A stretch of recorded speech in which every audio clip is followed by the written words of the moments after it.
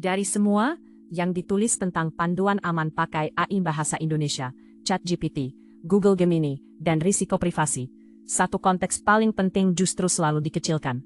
Dari 1.000 orang yang menggunakan teknologi AI setiap harinya, lebih dari 80% merasa khawatir tentang privasi data pribadi mereka. Ini bukan sekedar angka biasa. Ini adalah refleksi nyata dari ketidakpastian yang menggelayuti dunia kita saat ini. Sebagian dari kita mungkin sudah akrab dengan ChatGPT dan Google Gemini, dua raksasa AI yang kini mendominasi percakapan di dunia digital. Tahu nggak sih, hanya dalam waktu kurang dari setahun, ChatGPT telah menjangkau lebih dari 100 juta pengguna. Dan itu belum termasuk pengguna Google Gemini yang juga meroket dengan pesat. Ini adalah momentum yang sangat besar, dan kita harus memanfaatkannya dengan bijak. Kita hidup di zaman di mana teknologi bisa sangat membantu, tetapi juga mengandung risiko yang enggak bisa kita abaikan. Munculnya AI yang bisa memahami dan berbicara dalam bahasa kita seperti teman, membawa serta tantangan baru yang perlu kita hadapi. Misalnya, di satu sisi AI seperti ChatGPT bisa menjawab pertanyaan rumit, membantu kita belajar, dan bahkan memberi nasihat. Namun, di sisi lain, setiap interaksi kita dengan AI tersebut berpotensi menyimpan jejak digital yang bisa disalahgunakan. Apa yang membuat momen ini semakin penting adalah fakta bahwa privasi kini menjadi isu utama.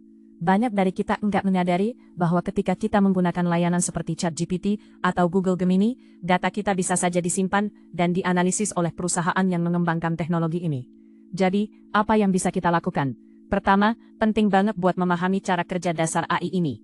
Ketika kamu mengajukan pertanyaan, data itu dikumpulkan dan diproses. Namun, bukan hanya itu. Informasi yang kamu berikan juga bisa dipadukan dengan data lain untuk menghasilkan profil yang lebih mendalam tentang dirimu. Mari kita ambil contoh nyata. Sebuah studi dari MIT menunjukkan bahwa sekitar 80% orang tidak membaca syarat dan ketentuan ketika menggunakan aplikasi baru. Ini berisiko, karena di dalamnya seringkali disertakan informasi tentang bagaimana data kita bakal digunakan.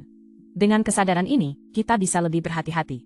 Misalnya, saat menggunakan AI, coba untuk nggak memberikan informasi pribadi yang terlalu detail. Jika nggak perlu, jangan sebutkan nama lengkap, alamat, atau detail keuangan. Kita harus tahu batasan kita. Selanjutnya, di era digital saat ini, keamanan data pribadi juga tergantung pada pengaturan privasi yang kita pilih.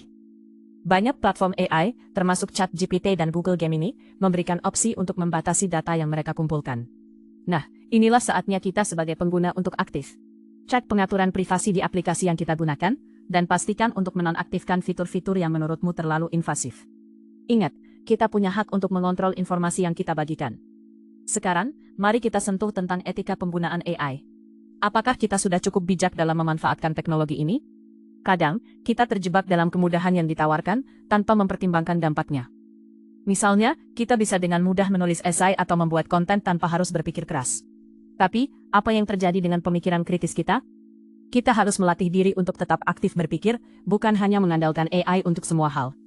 Gunakan teknologi sebagai alat bantu, bukan pengganti. Kita juga perlu waspada terhadap potensi penyalahgunaan AI. Dalam beberapa kasus, teknologi ini bisa digunakan untuk memproduksi informasi yang menyesatkan, atau bahkan konten berbahaya. Mari kita lihat bagaimana aplikasi ini dipakai dalam konteks berita palsu dan manipulasi informasi. Oleh karena itu, penting bagi kita untuk selalu memverifikasi informasi yang kita terima, nggak peduli dari mana asalnya. Mengedukasi diri sendiri tentang cara mengenali berita palsu adalah langkah krusial. Di sisi lain, ada juga perkembangan positif dari teknologi AI. Misalnya dalam bidang kesehatan, AI dapat membantu mendiagnosis penyakit dengan lebih akurat melalui analisis data medis. Namun, seiring dengan kemajuan ini, datang pertanyaan besar tentang siapa yang bertanggung jawab jika terjadi kesalahan. Kita harus berani mempertanyakan dan mendiskusikan isu-isu ini. Harus ada transparansi dalam bagaimana AI ini bekerja, dan bagaimana keputusan dibuat berdasarkan data. Hal praktis yang bisa kamu bawa pulang adalah ajakan untuk lebih proaktif dalam berinteraksi dengan teknologi ini. Ketika menggunakan AI, pikirkan jauh ke depan. Tanyakan pada dirimu sendiri, apakah informasi yang kamu bagikan benar-benar diperlukan? Apakah kamu sudah melakukan langkah-langkah yang tepat untuk melindungi privasi dan data dirimu? Ketahuilah bahwa kamu berhak untuk tahu bagaimana data kamu digunakan. Nah, kita sudah membahas banyak hal kan? Mulai dengan mengecek aplikasi yang kamu pakai. Coba cari tahu kebijakan privasi mereka. Apakah mereka transparan? Apakah mereka memberikan pilihan untuk menghapus data yang kamu berikan? Semua ini sangat penting untuk dijadikan pertimbangan. Jangan segan untuk bertanya dan mencari tahu lebih dalam. Ketika kita berbicara tentang penggunaan AI, ingatlah bahwa kita memiliki kekuatan untuk mempengaruhi kemana arah teknologi ini berkembang. Dengan berpartisipasi aktif dalam diskusi dan pengambilan keputusan, kita bisa bersama-sama menciptakan lingkungan digital yang lebih aman dan lebih bertanggung jawab. Ini bukan hanya tentang kita sebagai pengguna, tetapi tentang generasi yang bakal datang. Kita harus berjuang untuk memastikan bahwa mereka mewarisi teknologi yang gak hanya canggih, tetapi juga etis dan aman.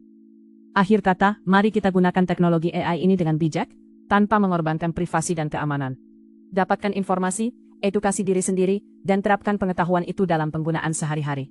Karena disinilah kita bisa benar-benar memanfaatkan potensi luar biasa dari AI, sambil menjaga diri kita tetap aman. Kalau ada data